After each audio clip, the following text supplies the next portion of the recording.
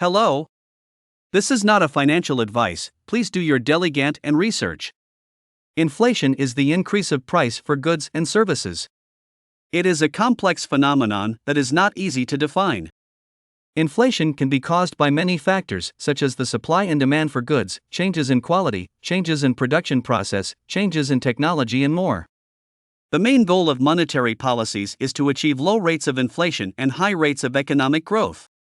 Governments around the world try to accomplish this by using different policy tools, including controlling the money supply, increasing government spending, changing interest rates, and more. In a nutshell, central banks are responsible for controlling the money supply and interest rates to maintain stability in the economy. The United States Federal Reserve is responsible for controlling the money supply and interest rates. In the United States, the United States Federal Reserve was formed in 1913 as part of the Federal Reserve Act. The Federal Reserve's current chairman is Janet Yellen. The United States Federal Reserve is responsible for controlling the money supply and interest rates in the United States. The Federal Reserve was established in 1913 under the Federal Reserve Act. This law was enacted following the Panic of 1907. The creation of the Federal Reserve provided a means for establishing and controlling currency in the United States to stabilize financial markets, prevent bank runs, mitigate credit crunches, and offer liquidity during economic recessions. The Federal Reserve is the central bank of the United States.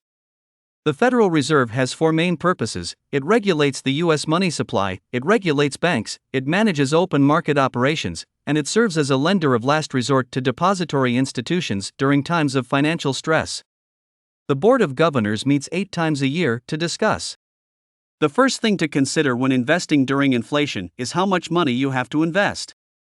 If your portfolio consists of only 1 or 2 stocks, it might not be worth it to invest in them during an inflationary period because they may not be able to keep up with the market.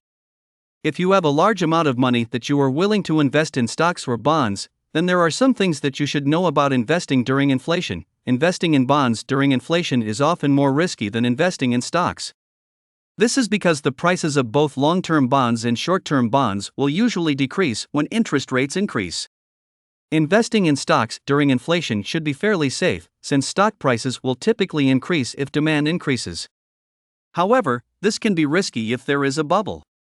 You should look for companies with strong balance sheets and high cash reserves so that they can weather out periods of economic instability. Strong balance sheets often suggest a company is stable, as they can afford to invest in the long term. To have high cash reserves means that the company has saved up a lot of money, which they don't need to be spending. In conclusion, inflation is a serious issue in many countries, especially in developing countries with weak economies. It can be caused by various factors such as the increase in the price of oil or food, an increase in the cost of labor, and so on. In addition, inflation can be caused by an increase in the money supply.